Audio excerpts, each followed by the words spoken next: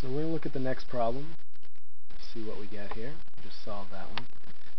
Okay, this problem here is a fractional problem, and what I've found is, unfortunately, that, at least on my computer, when I go into the tutor mode, it fouls up. So what I'm going to do is kind of talk you through in the steps as best I can. When you have a problem like this, you look at the bottom of the fractions, and you say, what's my lowest common denominator?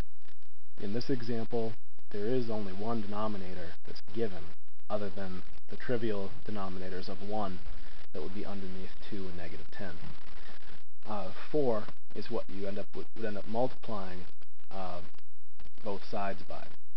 So if you were to work it out, you'd end up with multiply this by 4, this by 4, this by 4, this by 4. You'd end up with negative 3x plus 2. Sorry, let me write it out here. A little bit wrong there. Negative 3x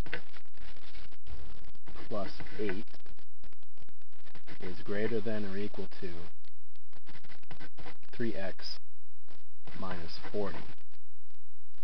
And what you'll do from there is you'll end up subtracting 8, most likely from both sides. Negative 3x is greater than or equal to 3x minus 48. From there I could subtract 3x from both sides, which would be minus 6x is greater than or equal to negative 48. And I would divide both sides by a minus 6, which would flip the direction of the inequality. I end up with an answer of x is less than or equal to positive 8. So again, just talking through this is probably not ideal. I'd rather have you seeing me do the steps as I go, but the practice mode is going to foul up on me. I've tried it 3 or 4 times with this type of problem, so the answer should be x is less than or equal to positive 8.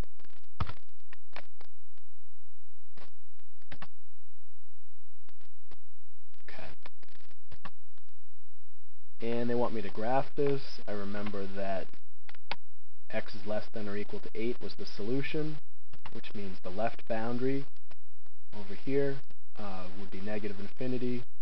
Positive 8 will be the right-hand boundary, and it will include 8 itself. So I'm going to need to use this symbol here, which says open circle to the left, all the way to infinity. Positive 8 with a closed dot there. Okay. This next example we can just throw in, I think, right here, instead of making a new part of the video. So if it says x is greater than negative 8, and they just want you to graph that, that's it.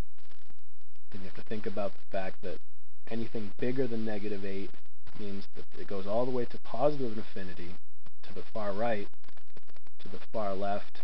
Negative 8 is the boundary, but not including negative 8, because there's no bar underneath this inequality symbol. So I can use this particular set, where it has open circle on both sides, to say it never actually touches negative 8, and of course you can never touch positive or negative infinity, so they use an open circle there to designate that. So we'll submit. Okay. And following that question, they say, what type of interval does the following inequality represent? Open intervals are when you chose to have open circle on both sides, which we did. So this will be an open circle, or sorry, open interval.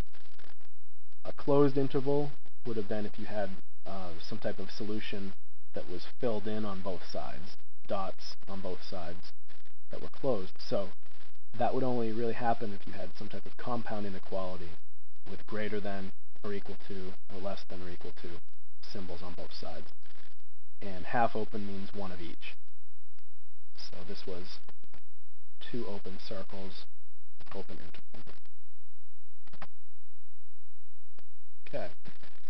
Here's a decimal problem. I think I'll save that for the next video, just in case it fouls up. I don't want it to screw up this video.